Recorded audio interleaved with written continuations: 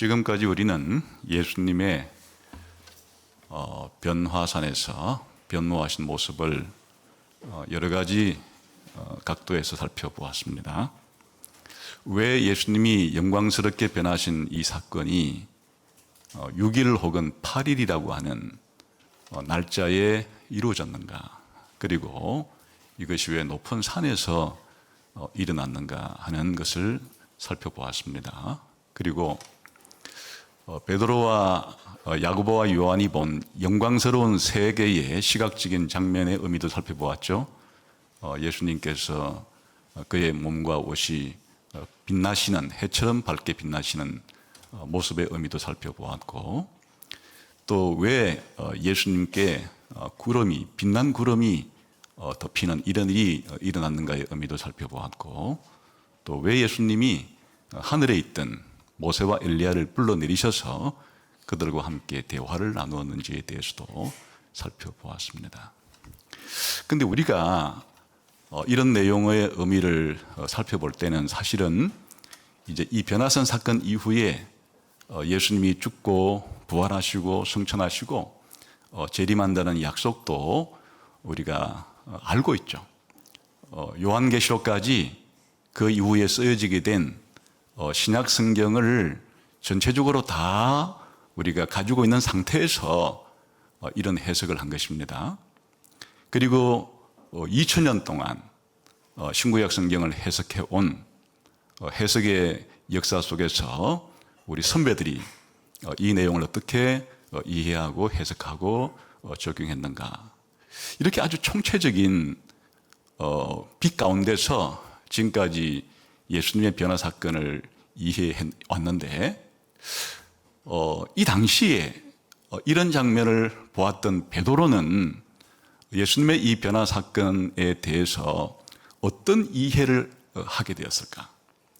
그것은 딱 그냥 마태복음 17장 3절까지 내용만 있고 나머지 신약 성경은 없는 상태에서 베드로가 예수님의 변화 사건을 지금 이해하는 것이라고 생각하시면 됩니다. 베드로는 우리가 알고 있는 2000년 동안의 이런 해석들을 알지 못한 채로 최초의 목격자로서 이 사건을 어떻게 받아들이고 이 사건을 어떻게 적용하려고 했는가 하는 것이 오늘 17장 4절에 나옵니다. 우리 다 같이 한번 베드로의 변화산 사건에 대한 이 반응을 한번 살펴보겠습니다. 같이 한번 읽어보겠습니다. 시작.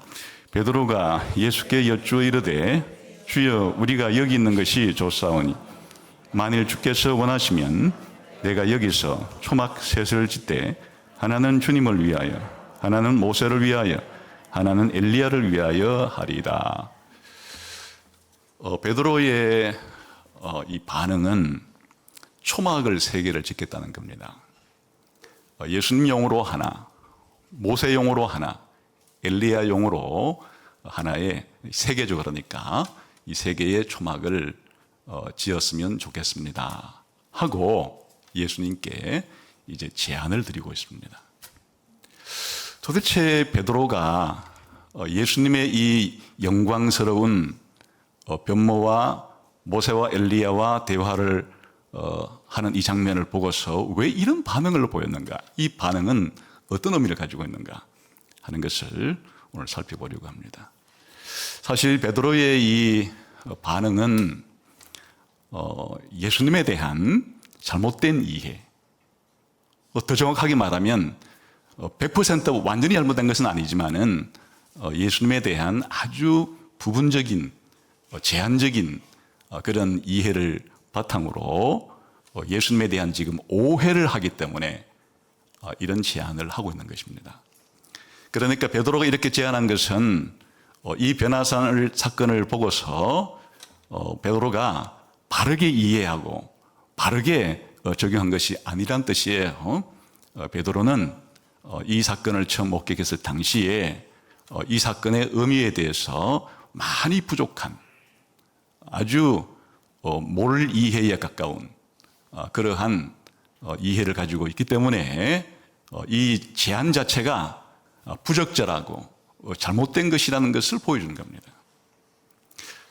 이 성경 연구가들은 베드로가 한 이 제안이 뭐가 잘못되었단 말인가 하는 일에 있어서 크게 세 가지 정도의 해석을 합니다. 하나는 이 첫 번째, 베드로가 예수님을 위해서, 모세를 위해서, 엘리야를 위해서 초막을 짓겠다고 한 이것 자체가 예수님과 모세와 엘리야를 동등하게 놓는 예수님의 이 특별한 신분과 지위에 대한 오해를 보여주는 것이다. 이렇게 생각하는 분들이 있고, 또 어떤 성경 해석가들은 이 베드로가 이 초막을 짓겠다고 하는 이 자체가 지금 영광에 압도당해서 여기서 그냥 머물고자 하는 이와 같은 태도는 예수님이 곧 이제 십자가를 지셔야 되고 고난과 죽음을 겪을 것에 대한 모리애를 보여준다. 이렇게 해석을 하기도 합니다. 당연히 이 두 가지 해석이 있는데 이런 두 가지 해석 중에 하나를 택할 필요가 없고 이 두 가지가 다 베드로가 잘못된 제안을 한 것이다. 이렇게 생각하는 분도 있는데 저는 이 세 번째입니다. 이 베드로의 제안이 두 가지의 결정적인 잘못을 범하고 있는데 이게 왜 중요하냐? 우리들도 베드로가 했던 이 잘못된 제안을 여전히 하면서 신앙생활을 할 수 있기 때문에 오늘 이 베드로의 제안을 함께 구체적으로 살펴보려고 합니다. 우선 첫 번째, 초막 3개를 짓겠다라고 했을 때 이 베드로의 제안이 부적절한 것은 예수님과 모세와 엘리야 각각 동등한 차원에서 동일선상에 예수님을 놓고 그렇게 예수님을 이해하고 있다는 것이 아주 문제라는 것을 보여줍니다. 왜냐하면 베드로가 이렇게 한 것이 뭐가 잘못되었는가 이렇게 생각할지 모르겠지만 사실 이 베드로가 이렇게 한 거에 대해서 이 마가복음과 누가복음을 읽어보게 되면은 이렇게 표현을 해요. 마가복음에 보게 되면 이는 그들이 몹시 두려워함으로 그가 베드로예요. 베드로가 무슨 말을 할지 모르고 했다 이렇게 말해요. 누가복음은 어떻게 이 베드로의 제안을 평가하는가 하면 자기가 하는 말을 자기도 알지 못하고 했다. 그러니까 지금 마태복음에서는 베드로가 한 이 제안에 대한 평가를 그냥 문맥 속에서만 보여주고 있고 직접적인 평가를 내리고 있지는 않지만 같은 사건을 기록하고 있는 마가복음과 누가복음에서 마가와 누가는 아예 단도직입적으로 베드로의 이런 제안 자체가 자기가 무슨 말 하는지도 모르고 그렇게 한 말이다. 이렇게 함으로써 초막셋을 주님을 위해서 모세를 위해서 엘리야를 위해서 하겠다는 것이 이게 베드로가 이 변화 사건의 의미를 제대로 파악해서 제대로 그렇게 대처하려던 것이 아니라는 것을 너무 급작스러운 일을 겪었고 두렵고 영광스러운 일을 겪다 보니까 어찌 보면 그냥 횡설수설이라고 하기는 좀 못하지만은 거의 자기가 지금 무슨 말을 하고 있는지도 모르고 이 말을 내뱉었다. 다시 말하면 예수님이 영광스럽게 변화되는 이 의미를 정확하게 이해하지 못했다는 뜻이에요. 왜 모세와 엘리야가 출현해서 예수님과 이런 대화를 나누다가 떠나는지도 제대로 이해를 못했다는 뜻이에요. 왜 영광의 구름이 그들을 덮었는지에 대한 이해가 부족했다는 뜻이에요. 그래서 사실 이제 마태복음에서는 명확히 나오지 않지만 베드로가 이 말을 한 것은 베드로가 다른 제자들과 함께 너무 피곤해서 자고 있는 동안에 모세와 엘리야가 나타나서 예수님과 대화를 하고 있었다고 지금 말해요. 그런데 베드로가 일어나 보니까 모세와 엘리야가 예수님과 함께 대화를 나누다가 그들이 막 떠나려고 해요. 그러자 베드로가 이렇게 말을 했다고 나옵니다. 한번 살펴볼까요? 누가복음 한번 봅시다. 누가복음 9장 한번 가봅시다.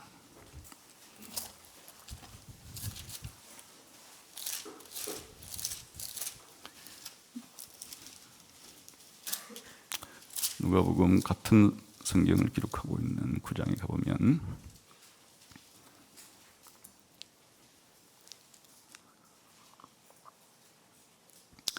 9장 32절부터 33절 읽어봅시다. 시작.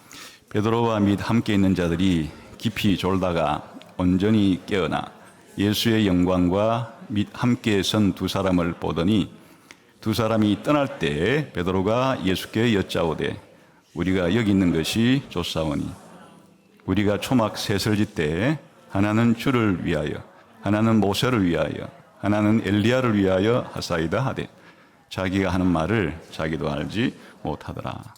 그러니까 지금 베드로가 한 이와 같은 반응 자체가 이제 모세와 엘리야가 영광스럽게 예수님과 대화를 나누다가 떠나려고 하니까 거기서 다급한 마음에 이런 제안을 한 것이고, 이 제안 자체는 자기가 정확하게 이 사건의 의미를 모른 채로 그렇게 자기가 한 말을 자기도 모르고 한 말이다, 이렇게 이제 한다는 것은 아시겠죠. 그래서 두 가지의 잘못된 점을 살펴보겠습니다. 첫 번째, 베드로가 이렇게 예수님에게 예수님이 영광스럽게 변화되고 모세와 엘리야가 나타나고 그리고 영광의 구름, 성령께서 예수님을 뒤덮는 이와 같은 것을 보면서 예수님 자신이 어떠한 분인지를 제대로 몰랐기 때문에 베드로는 예수님과 모세와 요한을 똑같이 취급을 하고 동등한 수준에서 그렇게 초막을 짓겠다, 이렇게 제안을 한 것은 예수님의 이 유일무이한 독특성, 어떤 독특성인가 하면 그 다음에 나오죠. 그 다음에 하나님께서 이제 발언을 하시게 되는데, 하나님의 발언을 통해서 베드로의 문제가 무엇인지, 베드로가 지금 무엇을 제대로 알지 못하는지를 하나님께서 바르게 그렇게 말씀을 해 주시는데, 우리 한번 17장, 마태복음 17장 5절을 한번 봅시다. 여기 보면 이제 하나님의 반응이 나오죠. 한번 17장 5절 시작. 말할 때 호련히 빛난 구름이 그들을 덮으며 구름 속에서 소리가 나서 이르시되 이는 내 사랑하는 아들이요 내 기뻐하는 자니 너희는 그의 말을 들으라 하시는지라. 여기 보게 되면 베드로가 한 이 행동, 예수님과 모세와 엘리야를 동등하게 초막을 하나씩 그렇게 지어드렸으면 좋겠다라는 이 자체가 문제가 있어요. 그래서 하나님께서 개입해 들어와요. 베드로가 이 말을 하는 중에 호련히 구름이 그들을 덮으면서 베드로의 말을 중단시키고 가로막고, 베드로야, 네가 지금 이렇게 예수님의 영광을 보고서도 예수님이 누군지를 정확하게 그리고 제대로 이해하지 못하고 그런 제안을 하는 거냐. 이는 바로 이 예수는 영광스럽게 변모하고 모세와 엘리야와 더불어 대화하고 성령의 구름으로 덮은 이 예수는 내 아들이다. 하나님께서 그렇게, 하나님 아버지가 예수님을 하나님의 아들이라고 지금 말을 해요. 그리고 너희는 예수의 말만 들어라. 이 말 자체가 모세도 엘리야도 중요한 인물이지만 너희들이 앞으로 귀담아 듣고 믿고 순종해야 될 그러한 인물은 바로 내 아들 예수다. 이렇게 하나님께서 예수님의 이 독특한 하나님의 아들로서의 그런 신분과 정체성을 이렇게 말해 주는 것은, 흔히 말하면 not A but B, 우리가 어떤 것을 말할 때 그냥 사실만 말하면 되는데 그것이 잘못된 이해를 먼저 말해주고 그걸 밝혀주게 되면은 이해가 더 돈독해지는 경우가 많죠. 예를 들어 사랑이 뭐냐라고 말할 때 그냥 사랑은 다른 이웃을 위해서 너 자신을 희생하고서라도 다른 이웃을 유익하게 하는 것이다. 이건 그냥 사랑에 대한 적극적이고 긍정적인 해석인데, 그러다 사람들이 사랑에 대해서 많은 오해를 하는 경우가 있어요.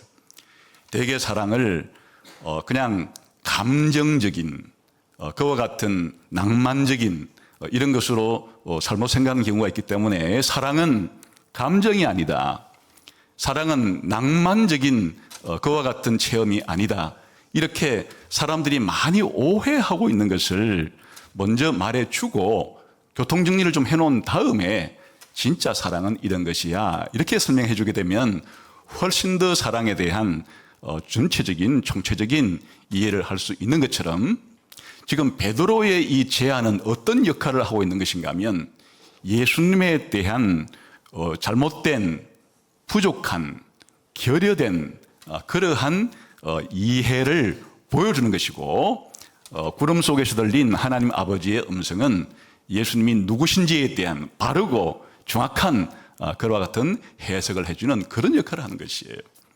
그래서 이 하늘에서 들린, 구름 속에서 들린 하나님 아버지의 이 음성 자체가 바로 하나님의 아들이라고 하는 예수님의 이 독특성을 보여주는 것이고, 또 그의 말만 들으라 하는 것 또한 예수님의 독특성, 예수님께서 모세와 엘리야와는 비교할 수 없는 그런 신적인 하나님의 아들이라는 것을 보여주고, 그리고 이것의 끝에 무엇이라고 나오는지 한번 봅시다. 8절도 한번 보겠습니다.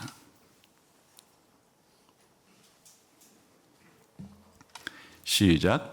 제자들이 눈을 들고 보매 오직 예수 외에는 아무도 보이지 아니하더라. 이런 강조점.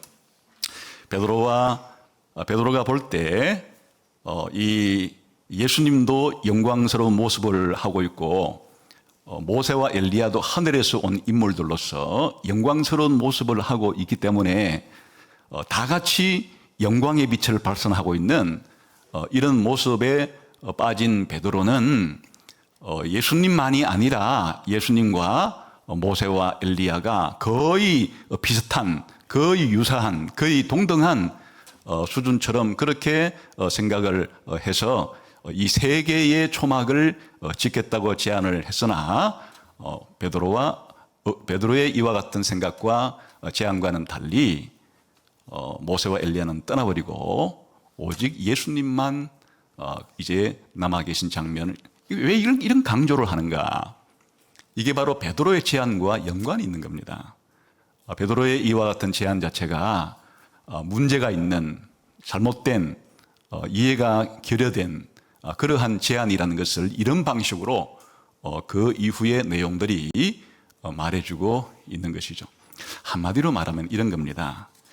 예수님이 어떤 분인가를 이해하는 것이 기독교의 핵심인데, 베드로는 예수님에 대한 이해를 메시아라고 한 적이 있기 때문에 그 자체가 틀린 것은 아니나, 예수님의 메시아됨의 본질에 대한 이해는 아직도 부족하고 결여되어 있는 것이에요. 그래서 예수님 당시에 지금 베드로만이 아니라 예수님 당시에 많은 사람들이 예수님에 대한 이해 수준이 바로 이 수준이에요. 예수님께서 그렇게 물어본 적이 있죠. 사람들이 나를 누구라고 하느냐 이렇게 물었을 때 예수님께서 복음도 잘 전하시고 또 설교도 잘하시고 귀신도 쫓아내시고 기적도 하시고 이런 것을 수많은 사람들이 다 봤어요. 봤는데 이런 걸 보고서 예수님에 대한 이해가 어느 정도 된가니까, 예수님은 구약 성경에 나오는 선지자 같은 분이구나, 뭐 엘리야든지 또 예레미야든지 그런 선지자 정도의 분이구나, 새로운 선지자 한 사람이 우리 시대에 출현했구나 정도. 그러니까 예수님을 아무것도 아니라고 생각하지는 않죠. 예수님이 이 설교하시는 그 장면이나 그 내용이나 형식을 보면 보통 분이 아니다, 구약 성경에 나오는 선지자 같은 권위를 가지고 있음을 느꼈겠죠.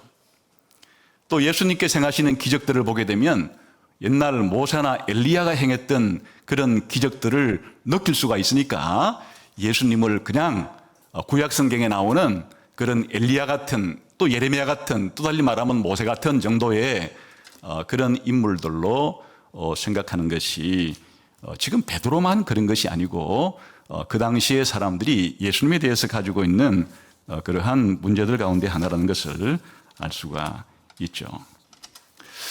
사실은 그 예수님이 메시아는 메시아인데 그냥 사람이 아니고 신인이신 메시아, 하나님이신 분이 인간이 되셔서 하나님이기도 하고 인간이기도 한 이 메시아로서의 신인이신 신성을 가지신 예수님의 이 독특성을 사람들이 모르는 거죠. 베드로도 뭔가 하나님이 보내신 메시아라고 하는 믿음까지는 생겼지만은 이 예수님이 오늘날 우리가 알고 있듯이 아버지와 아들과 성령 삼위일체 하나님의 제2위 되신 이런 하나님이라고는 이 순간에는 아직 베드로가 이런 이해가 결여된 거예요. 자기가 본 이 예수님의 이 변모가 예수님이 하나님이기도 하시면서 인간이기도 하신 신인이 연합된 이런 분이라는 사실을 아직도 베드로는 충분히 이해를 못한 채로 이 장면을 보았기 때문에 예수님의 얼굴에서 빛나는 그 영광이나 모세나 엘리야에게서 빛나는 영광이나 그게 그게 비슷비슷한 것처럼 예수님이 얼마나 독특한 분인지에 대한 이 신인으로서의 하나님의 아들로서의 이 영광스러운 아직도 베드로에게는 이해 부족이 이 상태에 있는 거예요. 물론 항상 이렇게 되는 것은 아니고 나중에 가서야 베드로가 예수님이 죽음도 경험하고 예수님의 부활도 경험하고 예수님의 성천과 성령을 보내주심과 이걸 다 경험하고 나서야 베드로가 이 사실을 깨닫고 지금 우리가 고백한 것과 동일한 고백을 하지만은 처음 변화산에서 예수님의 변모를 보고 모세와 엘리야의 등장을 보았을 때의 베드로의 수준은 그 이후에 예수님의 부활 이후에 성령 강림 이후에 예수님에 대한 이해보다는 현격하게 예수님에 대한 이해의 수준이 낮고 아직은 여러 가지 부족한 것을 많이 가지고 있는 그런 상태라는 것을 보여줍니다. 사실 이것은 예수님 당시에 이런 불신자들이든 아니면 베드로는 불신자들보다는 좀 나았죠. 예수님 메시아라는 정도는 이해했지만 그러나 그 메시아됨의 완전한 정체성에 대해서는 아직도 부족한 이런 이해는 사실 오늘날 이 세상에서 존재하는 모든 사람들의 수준도 마찬가지예요. 흔히 이슬람교는 완전히 기독교에 대해서 적대적이고 예수님에 대해서 적대적이고 그렇게만 생각할 수 없죠. 이 이슬람교도 예수님을 선지자로 봅니다. 그냥 예수님을 구약 성경에 있는 그런 유명한 선지자들의 계보를 잇고 있는 그냥 선지자 중에 한 명으로 마호멧도 그런 하나님의 선지자인데 최후의 마지막 선지자처럼 오히려 더 예수님보다는 마호멧이 더 나은 선지자처럼 이렇게 이해하는 것이니까 지금 문제가 무엇인가 하면 예수님이 그냥 평범하고 아무것도 아니다 그렇게 생각하지는 않아도 결정적으로 예수님을 메시아 정도로 보지 않고 메시아를 하나님으로 인정하는 것에 대해서는 적대적이죠. 예수님이 하나님이라고 하는 것에 대해서는 아주 적개심을 가지고 적대적이에요. 그러나 적당한 수준에서 예수님을 그냥 구약 성경에 나왔던 수많은 선지자 중에 한 면 정도로 보는 것은 별 어려움을 느끼질 않아요.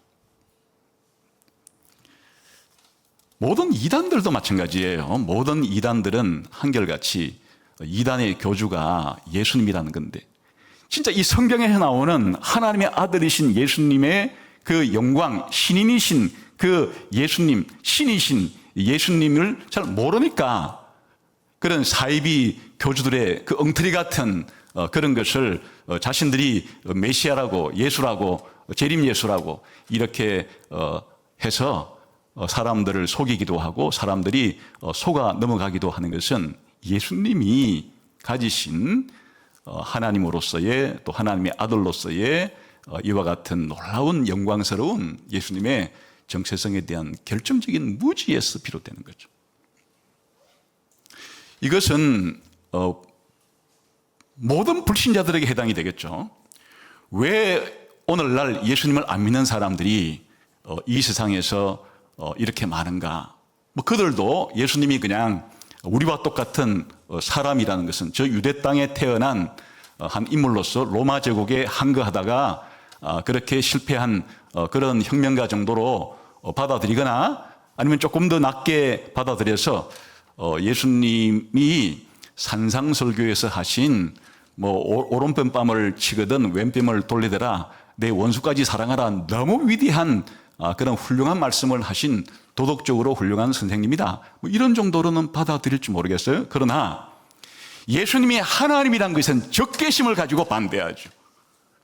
예수님이 하나님이셔서 우리의 생사 여탈권을 쥐고 계시는 주님이시고, 예수님만이 창조주이고 구원자라고 하는 이런 생각에는 결사반대를 하죠. 그냥 예수님을 한 인간 정도로, 인간으로서는 도덕적으로 훌륭한 분으로, 아니라면 그 당대의 불의와 맞서 싸운 사회적 혁명가 정도로, 아니면 많은 사람들에게 기적을 행해서 많은 사람들의 필요들을 채워준 그런 사람 정도로 받아들이는 것은 사람들에게 별 문제가 되지를 않아요. 그러나 지금 하늘에서 들린 음성과 같이 이는 내 사랑하는 아들이다, 하나님의 아들로서의 신성을 가지고 있는 이와 같은 신인이신 예수님의 하나님 아버지께서는 증거하고 있는데, 베드로가 이 문제에 대해서 많은 문제점을 아직도 완전한 이해를 가지지 못했던 것은 불신자들에겐 완전한 몰이해죠.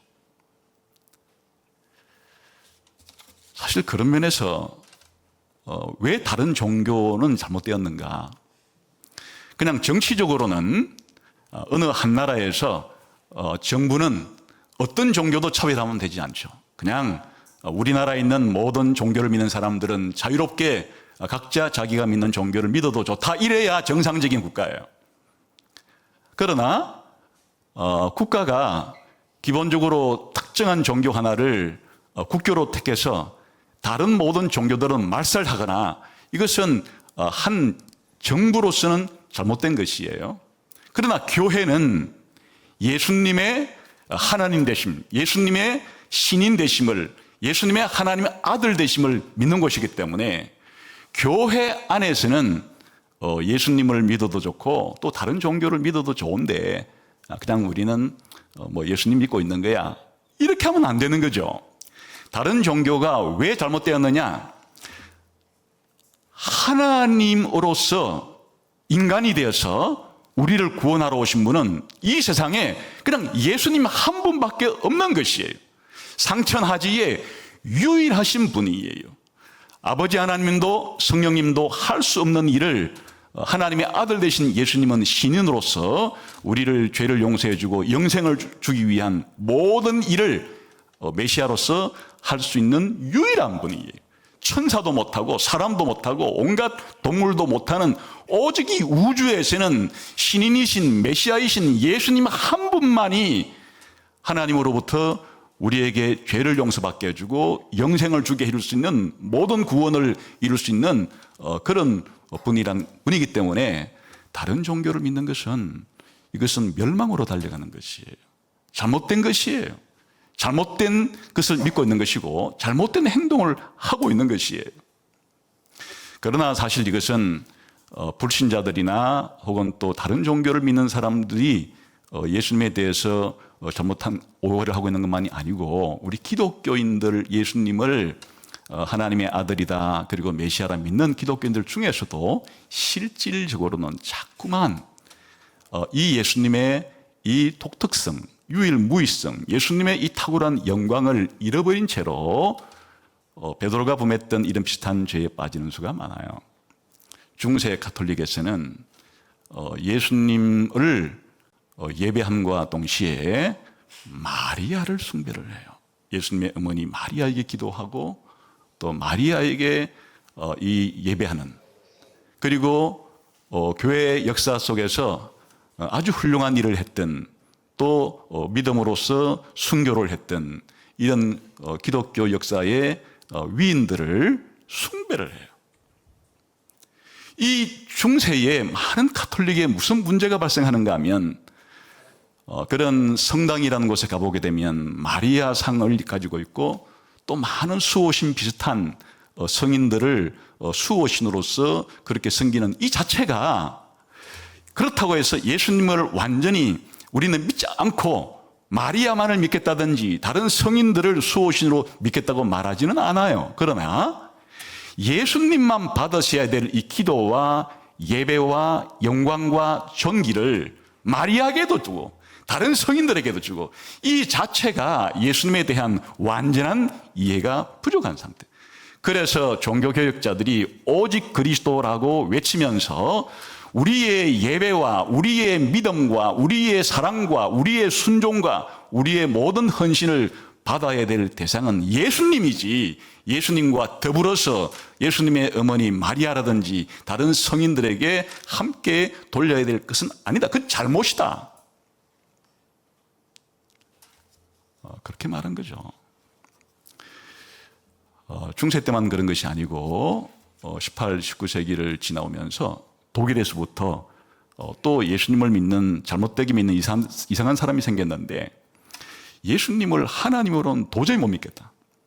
그렇지만 예수님은 도덕적인 선생으로서는 참 훌륭하기 때문에 우리가 예수님을 믿는 것은 예수님이 우리를 구원하기 위해서 하나님의 아들이신 분이 인간이 되어서 신인이신 그 메시아가 우리를 위해서 구원하러 오셨다.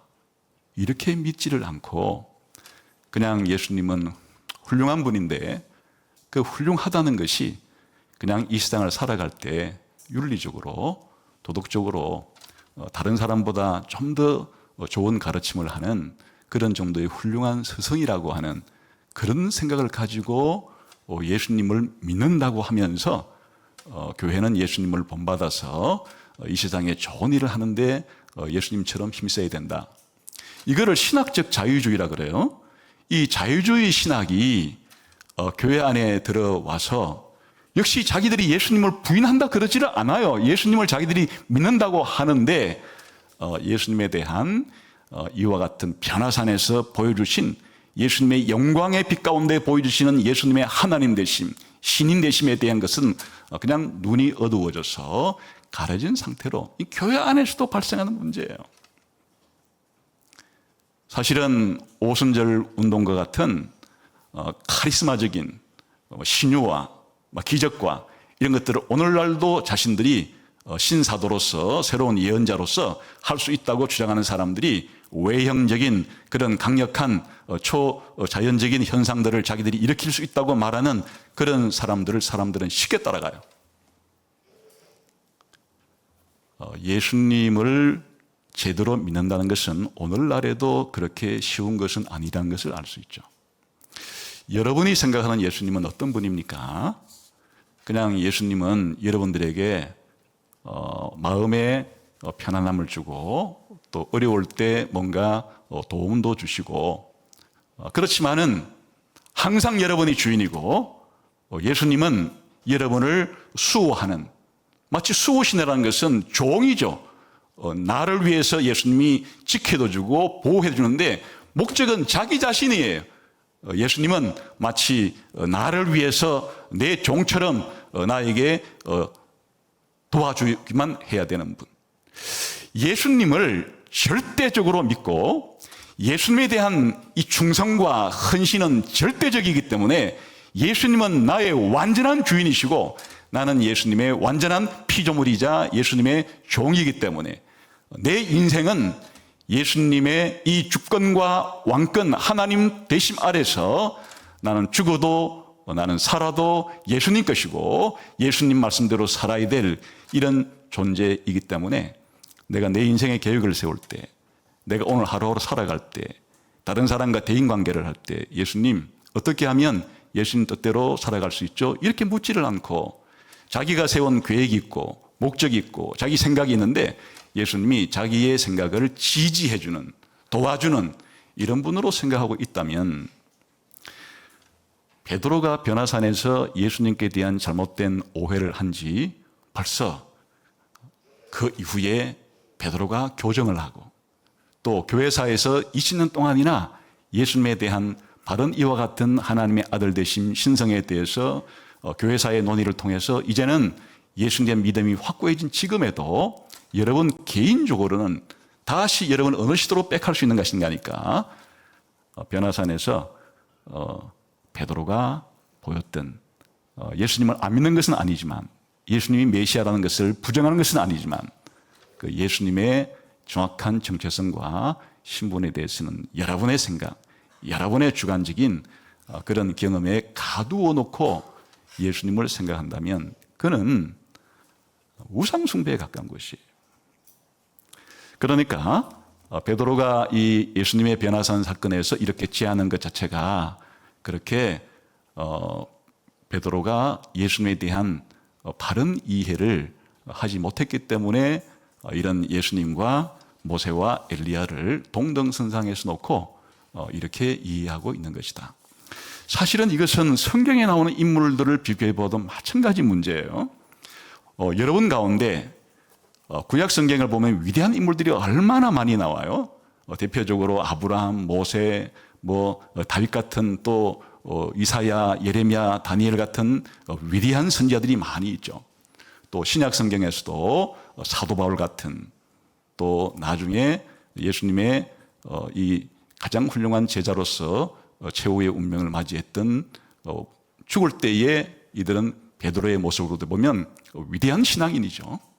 예수님도 그냥 그렇게 구약 성경에 있는 그런 수많은 인물들, 예수님, 신약 성경에 나오는 인물들, 그리고 교회사에 이름난 많은 인물들, 그냥 그런 인물들 속에서 예수님은 하나라고 생각하면 예수님에 대한 근본적인 오해.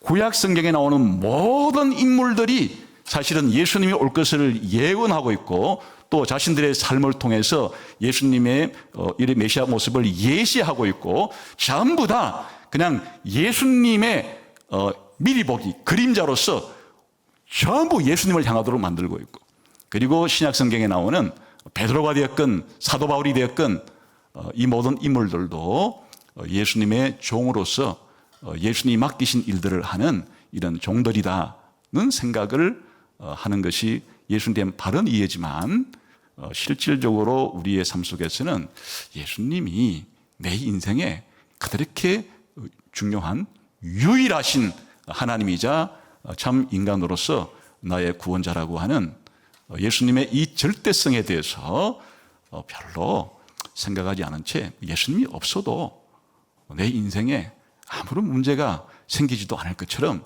그렇게 생각한다면 이 또한 여러분에게 예수님에 대한 잘못된 믿음 혹은 이해를 가지고 있다, 이렇게 해도 좋겠죠.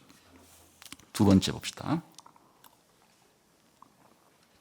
베드로가 이 초막 3개를 짓겠다고 한 이 자체에 있어서 두 번째 중요한 문제는 무엇인가 하니까 이 초막 자체를 만들겠다고 한 이 자체가 문제예요. 많은 그 성경 그 해석을 하는 사람들은 베드로가 이 초막을 만들겠다고 한 이 초막이 도대체 뭘 의미할까 참 궁금하기는 하죠. 그래서 우리가 초막으로 번역한 이것이 구약 성경 70년경에 하면 초막절에 만드는 초막을 의미할 수도 있고 또 광야에서의 성막을 의미할 수도 있고 또 하늘의 거주지를 의미할 수도 있기 때문에 베드로가 초막 3개를 짓겠다고 말할 때 이게 초막절의 초막을 말하는 건가, 아니면 광야에 있던 성막을 말하는 건가, 아니면 하늘의 거주지를 말하는 건가, 이런 것으로 해석하다가 잘 모르겠다 이렇게 끝나는 수가 많아요.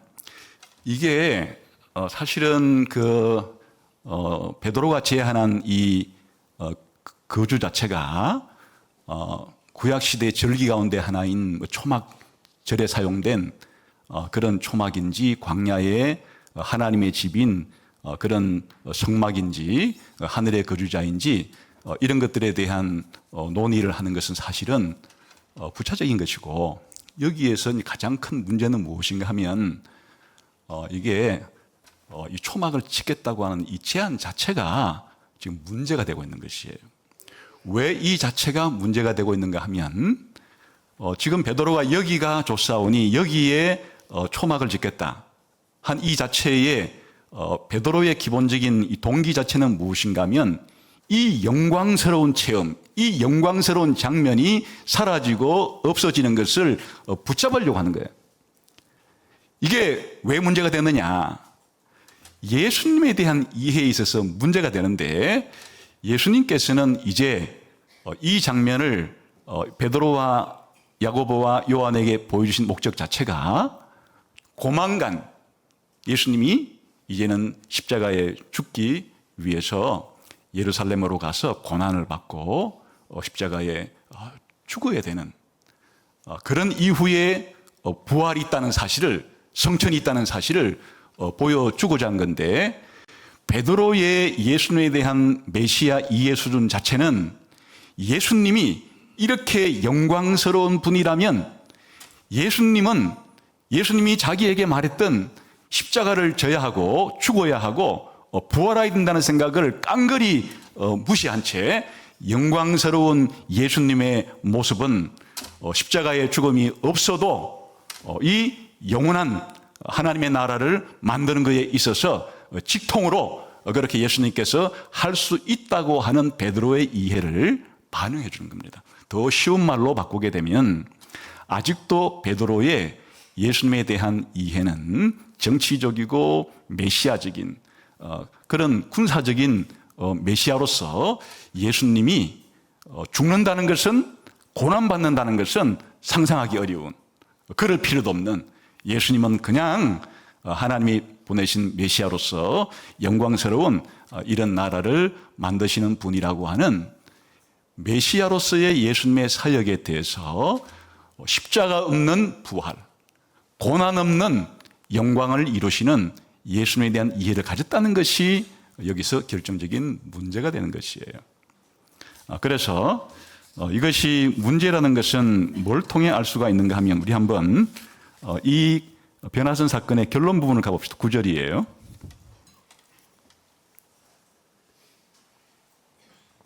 다시 읽어봅시다. 시작. 그들이 산에서 내려올 때 예수께서 명하여 이르시되 인자가 죽은 자 가운데서 살아나기 전에는 본 것을 아무에게도 이르지 말라 하시니. 이게 예수님의 산상 설교의 마무리 부분인데, 예수님께서 사실은 이 변화산에 이 모습을 보여주신 것은 무엇을 가르쳐 주려고 하신 것인가 하니까, 예수님께서 죽었다가 부활하시는 메시아라는 사실을 이들에게 보여주시는 것이에요. 미리 이 사실을 가르쳐 주어서 이제 실제로 예수님께서 십자가에 죽고 부활할 때 제자들이 이것을 바르게 믿고 받아들이기 위해도 한 것이에요. 이 문맥을 앞으로 조금 당겨서 변화산 이야기의 출발점 부분을 한번 가봅시다. 21절이에요. 16장 21절 한번 봅시다.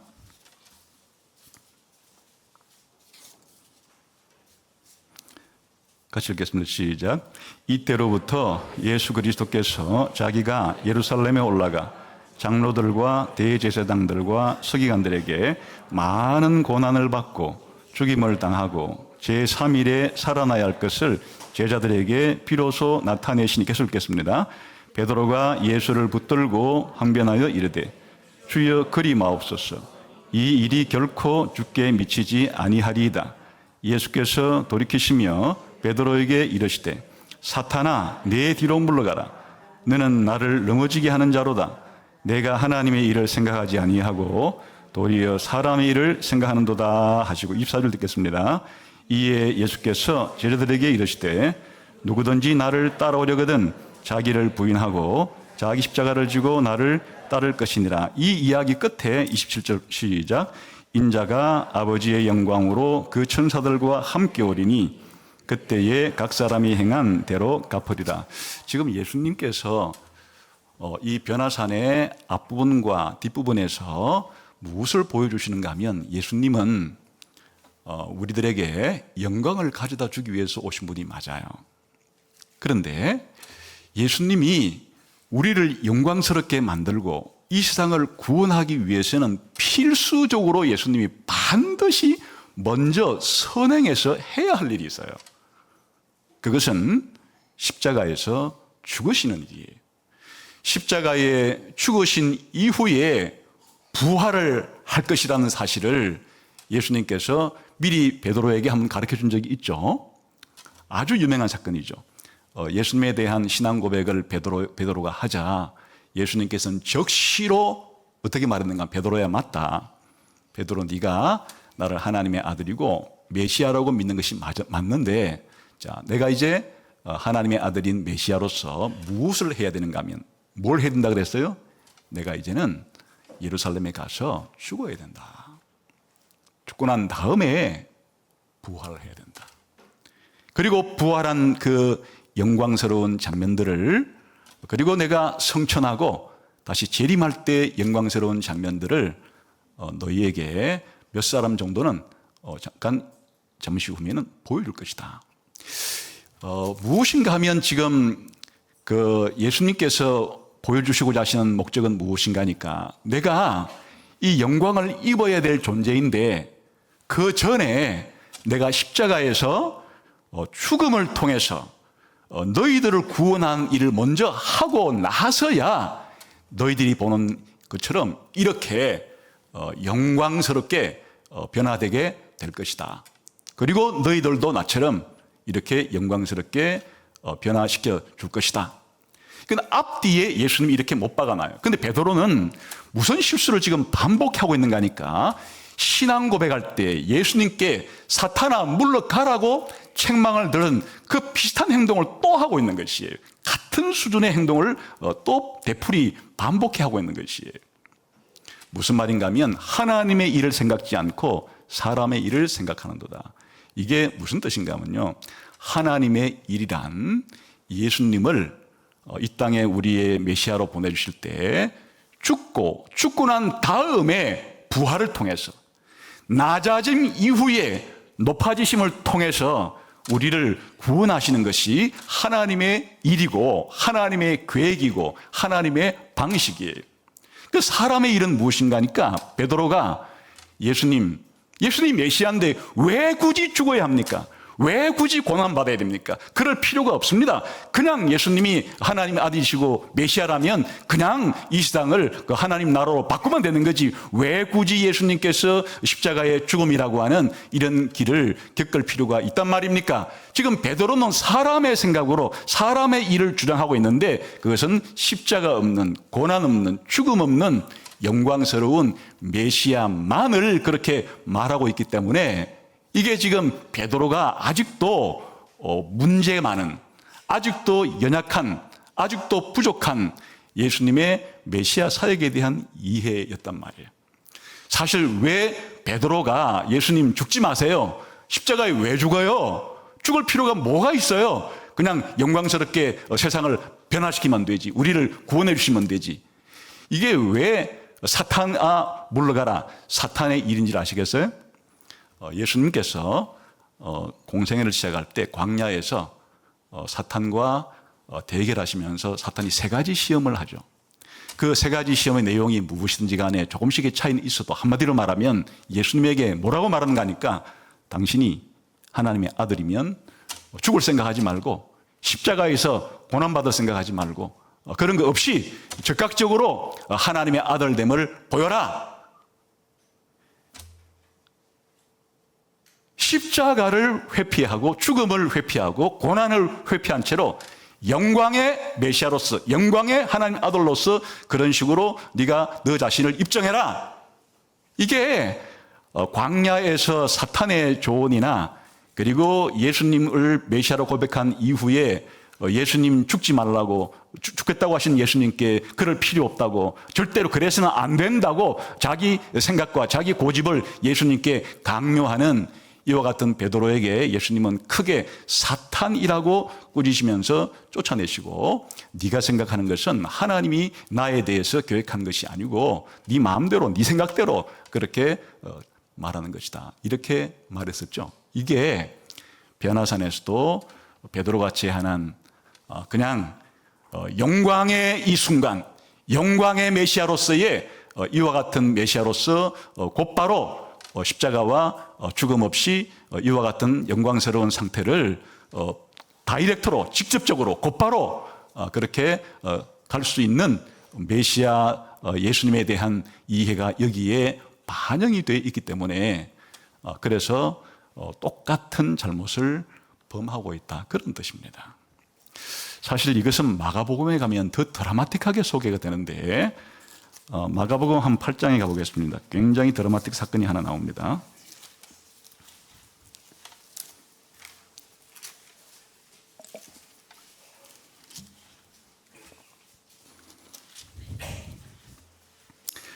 22절, 8장 22절부터 26절에 한번 같이 읽어보겠습니다. 시작.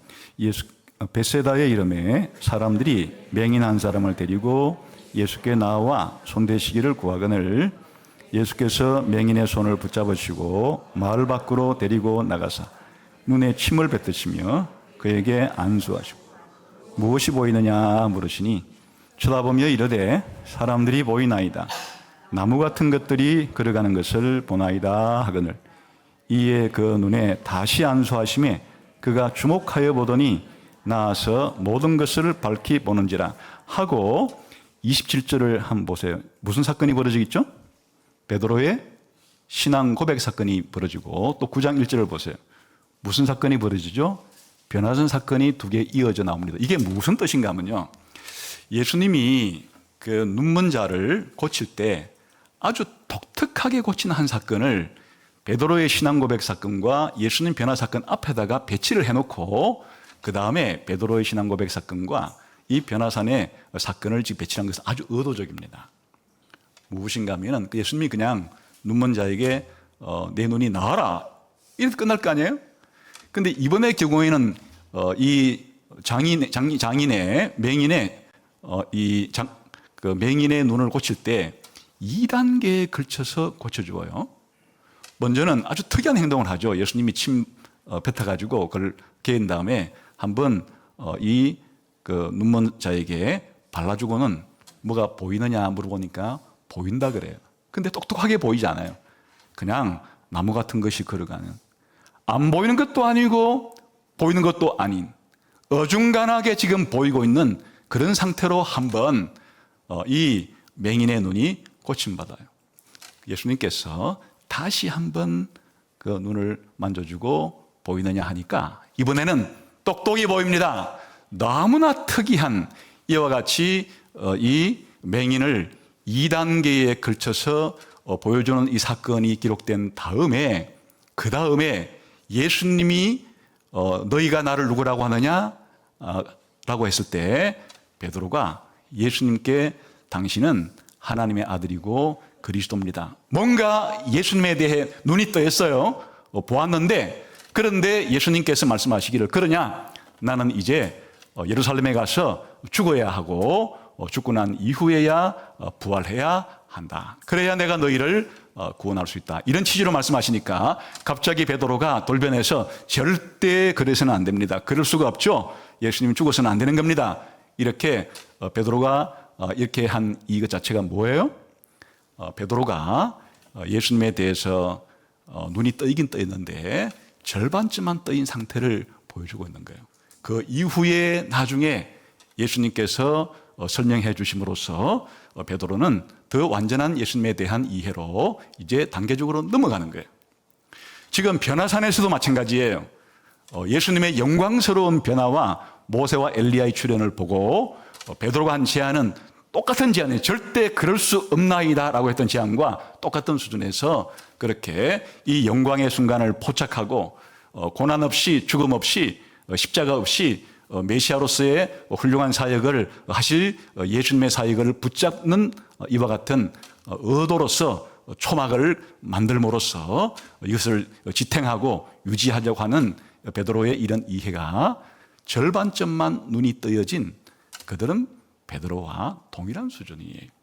그래서 예수님께서는 이후에 또다시 내가 십자가에 죽고 부활해야 한다 이렇게 말씀하시고 이 본 것을 말하지 말라 더 이상한 말씀을 하시잖아요.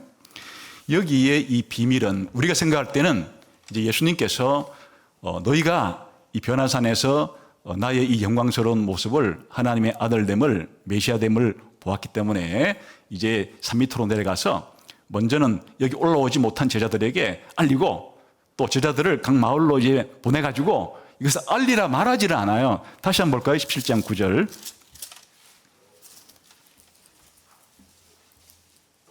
시작.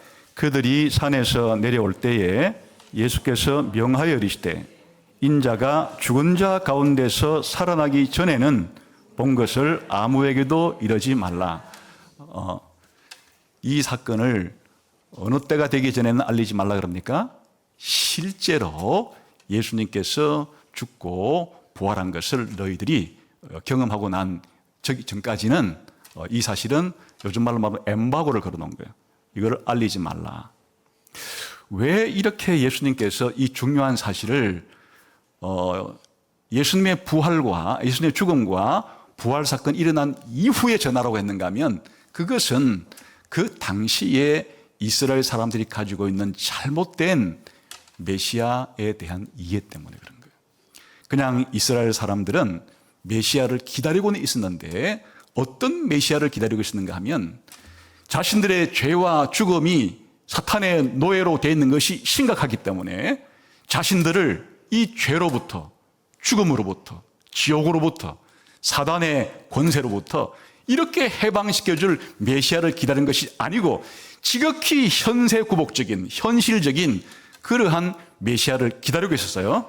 다시 말하면 로마의 압제로부터 우리를 자유로운 독립국가로 만들어줄 것, 우리를 배불리 먹일, 우리를 이 세상에서 안전하게 그렇게 만들어줄 그러한 정치적이고 군사적이고 경제적인 이 세상의 필요를 채워주는 그런 메시아로 생각하고 있던 차에 만일 제자들이 예수님이 이렇게 영광스러운 변모를 하신 이런 분이라는 것을 알려주게 되면 이 세상 사람들이 가지고 있는 잘못된 메시아 간에 기름을 끼얹는 꼴이 되는 거예요. 그래서 예수님에 대해서 예수님이 십자가의 죽음을 통해서 우리를 구원하실 그러한 메시아라는 사실을 받아들이는 것이 아니고 예수님을 자신들이 가지고 있는 현세에 당장 필요한 정치적이고 군사적이고 경제적인 이런 문제만을 해결해 주는 분으로 생각할까 봐 예수님께서는 잘못된 예수님에 대한 오해를 방지하는 차원에서 아직은 좀 이 사실을 알릴 때가 아니다 이렇게 하시고, 또는 이 사실이 알려지게 되면은 이 유대의 당국자들이 조금 있다가 예수님이 십자가에 죽으실 때가 있는데 예수님을 빨리 체포해서 예수님의 남은 사역을 하지 못하도록 그렇게 덤벼들 그와 같은 심상치 아니한 그런 분위기이기 때문에 예수님께서는 이 사실을 아직은 알리지 말라, 이상하게 알리지 말라고 했어요. 그럼 제자들에게도 무슨 뜻인가 하니까 아직은 충분히 베드로처럼 이해가 안 된 상태예요. 이해되지 아니한 그 예수님을 전할 때가 지금은 아니고 나중에 제자들이 예수님의 십자가의 죽음을 겪게 돼요. 혼란스러워요. 왜 메시아이신 하나님의 아들이신 예수님이 죽어야 되나, 이 혼란기를 겪고 예수님의 부활을 겪게 돼요. 아하, 예수님께서는 부활해서 성천에서 우리들도 부활시키고 성천시키실 분이기는 하지만은 우리의 죄 문제 때문에 우리의 죄를 위해서 대속제물이 되기 위해서는 반드시 예수님이 십자가에 죽으시는 이 죽음을 필수적으로 반드시 겪어야 하시는구나 하는 사실을 알고 난 다음에야 예수님을 전함으로써 예수님이 우리의 메시아이긴 한데 이 세상 사람들이 기대하는 것처럼 현세의 복을 주는, 현세를 뒤바꾸는 이와 같은 메시아로서의 예수님이 아니라 진정한 우리의 죄와 죽음과 지옥과 사탄으로부터의 종노릇으로부터 해방시켜 주셔서 영생과 영원한 새하늘과 새 땅에 들어가게 하시고 영광으로 우리를 변화시키실 그러한 메시아라는 사실을 알릴 수가 있게 되는 거예요.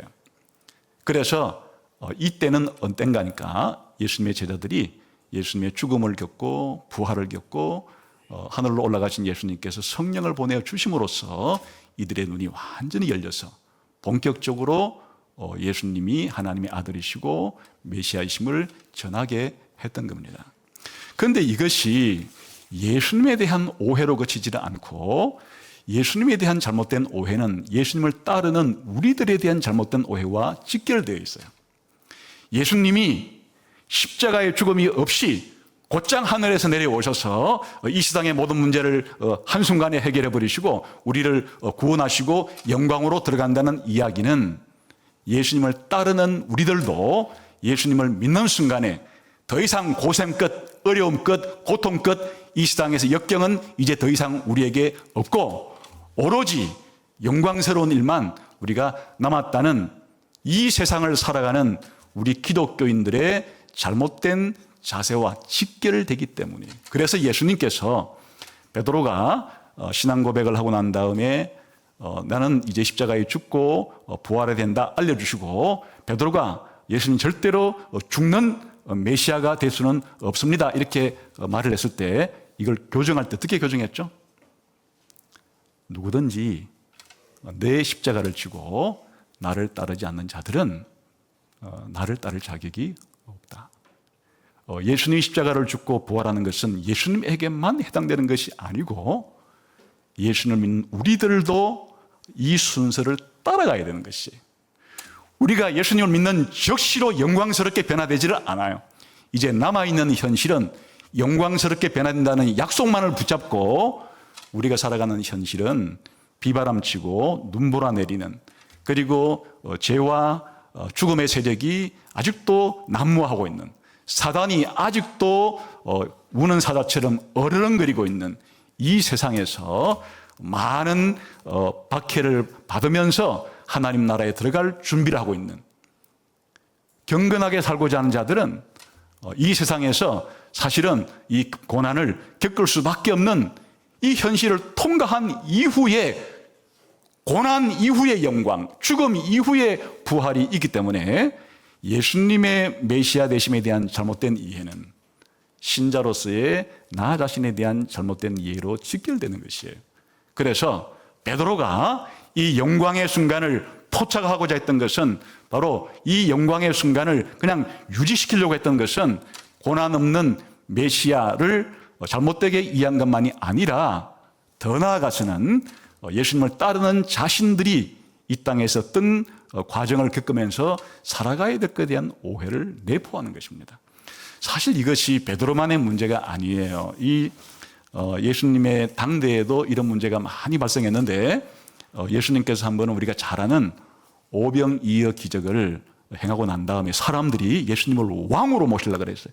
그러자 예수님은 그들이 예수님을 왕으로 모시려고 하는 걸 뿌리치시고, 예수님은 나는 너희들이 원하는 그런 왕이 아니다 하고 그들의 제안을 물리쳤습니다. 왜 예수님 당대에 많은 사람들이 언젠가 한번 예수님을 임금으로, 왕으로 모시려고 했는가? 예수님이 이렇게 말했어요.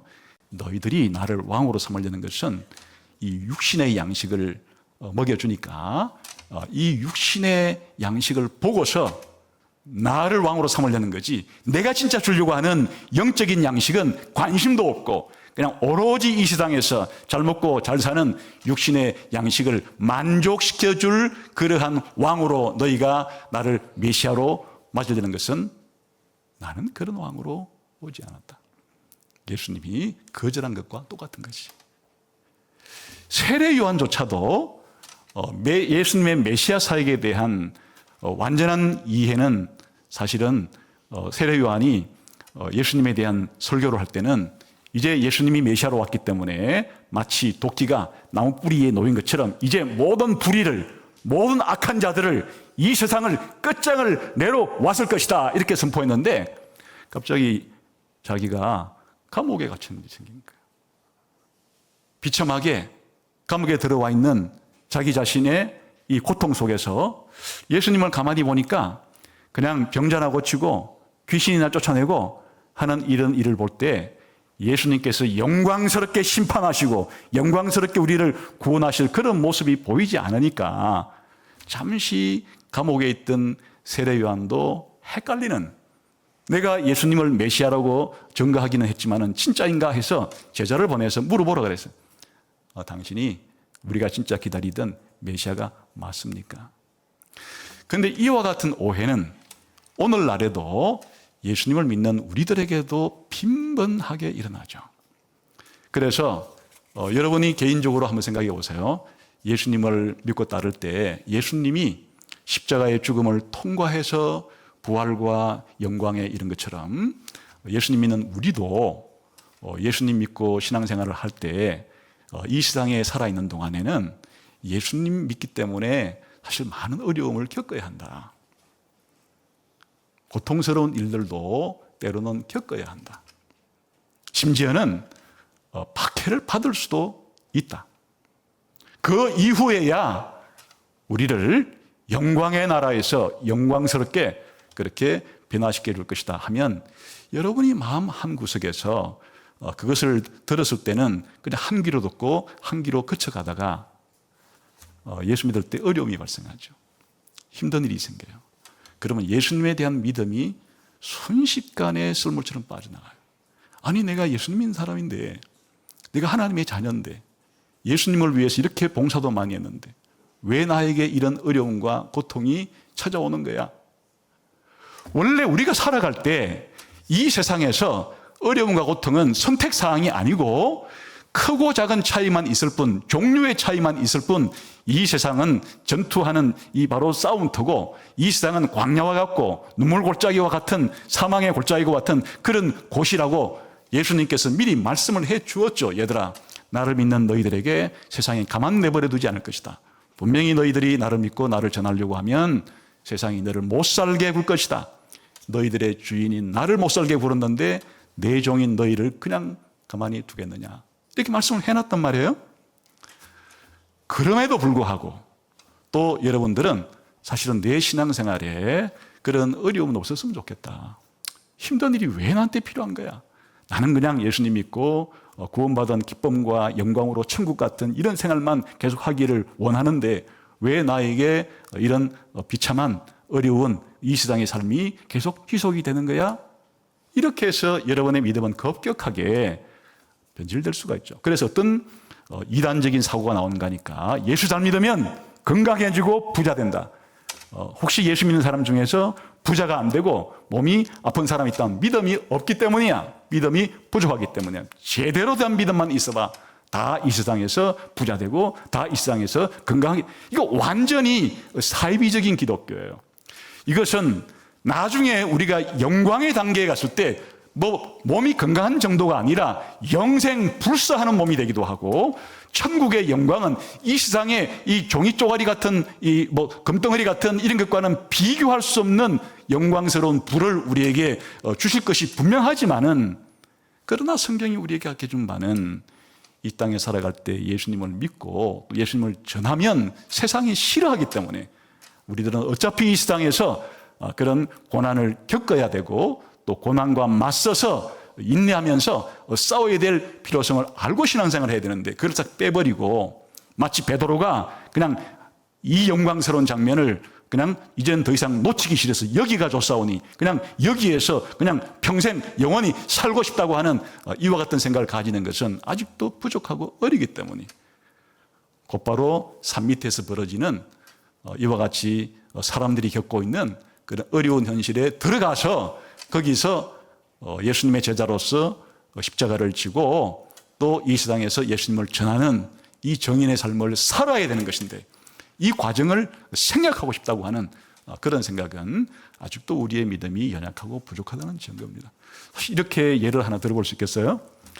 여러분이 이제 아기를 낳고 키우는데 너무 수고하고 고생스러워서 여러분이 어머니가 되었건 아니면 다른 사람이 되었건 내가 한 3시간 정도 대신 봐줄게 해가지고 이제 막 똥 싸고 막 고함 지르고 투정 부리고 하는 애로부터 이제 좀 양육이 됐다고 해봐요. 한 3시간 동안 쉬고 있는데 옆에 사람이 그렇게 도와주겠다는 것은 너무 지쳐 보이니까, 감당하기 힘들어 보이니까 내가 좀 도와줄 테니까 요거 조금 더 힘을 얻어서 또 애를 열심히 보라고 목적으로 봐준다는 뜻인데, 3시간을 애로부터 해방되고 보니까 애 없이 살고 싶다. 이렇게 하라는 뜻은 아니잖아요.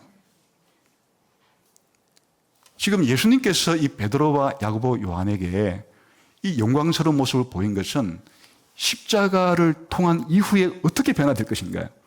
십자가를 통해서 예수님 부활할 것이고, 성천하신 예수님은 진짜 이 산상에서 벌어지듯이 변화되신 예수님과 변화된 모세와 엘리야와 다른 모든 하늘에 있는 존재들과 함께 예수님이 영광스러운 모습으로 있게 될 것이고, 그 모습을 만들기 위해서 이 세상에 오실 것이에요. 그런데 그 과정이 예수님께서는 내가 죽어야 된다, 죽고 난 다음에 이런 일이 있을 것이야 라는 의미로서 이것을 보여주고 난 다음에 이제 산에 내려와서 너희가 이 땅에 죽을 때까지는 이 장면을 잘 기억해야 돼.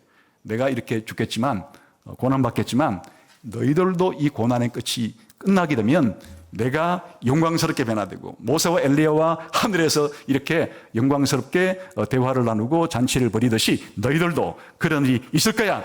그렇기 때문에 너희들은 이 땅에서 고난이 있어도 너무 겁먹지 말고 고난이 오더라도 인내하면서 참아내고 신앙생활을 잘하고 나를 증거하다가 이 영광스러운 나라에 와야 돼. 이게 예수님 목적인데 지금 베드로는 예수님의 근본적인 목적을 잃어버린 채로 그냥 베드로는 이 모세와 엘리야가 예수님과 영광스러운 장면을 가지고 있다가 떠나니까 이 영광스러운 천국 같은 이 영광스러운 황홀한 이 체험에 그냥 산 밑에서의 예수님을 따라서 예수님도 십자가로 걸어가야 되고 자신들도 예수님을 따라서 십자가를 지고 따라가야 될 그것에 대해서는 내팽개치고 생각지 않은 채로 그냥 그 영광의 순간만을 그렇게 유지하고 싶어 하는 이 자체가 사실 이걸 읽을 때 저는 베드로의 마음이 10분 이해가 돼요.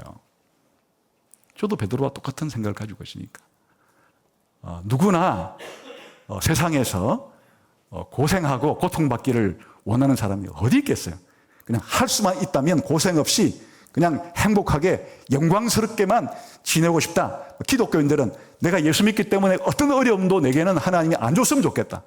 내게는 성성정구하는 그냥 장밋빛 그냥 아주 영광스러운 꽃길만 내 앞에 있으면 좋겠다. 이런 생각들을 인간이라면 누구나 하게 되기 때문에 베드로가 잘못된 줄을 알면서도 이해는 된다. 이런 생각이에요. 그런데 베드로가 이 장면에서 한 가지 조금 성숙한 모습을 하나 보인 장면이 있어요. 주께서 원하시면 그대로 세계 짓겠다고. 이건 상당히 발전한 거예요. 요 앞장면에서는 예수님이 내가 십자가에 죽고 부활하야 된다는 게 적시로 뒤도 돌아보지 않고 생각할 겨를도 없이 예수님을 간하면서 항거하면서 예수님을 붙잡고 절대는 그래서는 안 된다고 했던 것으로부터 예수님한테 된통 뒤통수를 한 대 얻어맞았죠. 사탄아 물러가라. 자기의 성급하고 자기의 좁은 생각으로 판단했던 이것이 하나님의 일을 생각지 않고 사람의 일만 생각한다는 예수님의 책망을 들은 다음에 예수님의 이 책망이 교육 효과가 있었던지 베드로가 이번에는 주께서 원하시면 세계를 짓겠다고. 이거는 상당히 발전된 모습이라 생각해요. 우리 신자들도 그러하죠.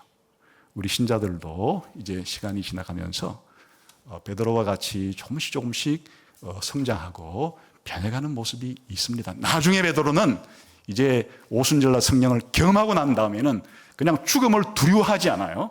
죽음을 두려워하지 않고 그렇게 자신을 과감하게 순교의 제물이 되기까지 하는 것을 그냥 두려워하지도 않고 낙심하지도 않고 그 길을 걷게 되는 과정으로 변해가게 돼요. 우리도 사실은 어떤 판단을 내리거나 행동을 할 때 사실은 주님의 뜻대로 하고 싶은 생각들은 기독교인이면 다 있을 겁니다. 그게 가정의 일이건 또 뭐 학교나 직장의 일이건 교회의 일이건 국가의 일이든 이 세상의 일이든지 간에 그런 생각을 가지고 주의 뜻이면은 이렇게 하겠습니다 정도로 이렇게 변해가는 모습이 사실은 불행 중 다행이라고 할까요? 혹은 또 우리의 모습을 보는 것 같다고 할까요? 베드로의 이러한 모습도 이 장면 속에 보입니다. 그러나 아직 베드로는 완전하지 않아요. 그의 믿음도 완전하지 않아요. 그의 판단과 그의 경험에 대한 해석도 완전하지 않아요. 그래서 불완전한 모습을 노출시키고 있어요. 그래서 우리들도 오늘 이 베드로가 초막 세계를 예수님을 위해서 모세를 위해서 엘리야를 위해서 짓겠다고 한 이 자체가 이해는 되고 또 베드로가 이전보다는 한 걸음 성숙한 모습을 보이고는 있어도 여전히 아직도 베드로는 연약한 상태에서 연약한 이해력을 가지고 예수님에 대한 이해를 하고 있다. 이것이 우리들에게도 먼 베드로만의 일이 아니고 오늘 나에게도 언제든지 일어날 수 있는, 또 우리가 수없이 많이 경험했던 그런 일이기 때문에 예수님의 십자가 이후에 부활이라는 영광이 있듯이 우리 앞에도 신자로서 이 땅을 살아갈 때 반드시 고난 이후에 영광이 있을 거라고 하는 이 약속을 부여잡고 다가오는 일주일과 남은 생애를 살아가시게 되기를 주님의 이름으로 축원합니다. 기도하겠습니다. 하나님 아버지, 우리들에게 눈을 여셔서 예수님의 영광스러운 모습을 보게 해주시고 하나님으로서의 예수님, 하나님의 아들로서의 예수님, 신인이신 메시아로서의 예수님을 믿게 해주시고, 또한 예수님이 십자가의 죽음을 통해서 하나님의 진노를 멈추시고 우리의 죄로부터 우리를 건져내어 주시고, 또한 하나님과 화목하게 화해하게 해주시고 우리로 하여금 영생을 바라볼 수 있도록, 영광을 바라볼 수 있도록 해주신 것을 감사합니다.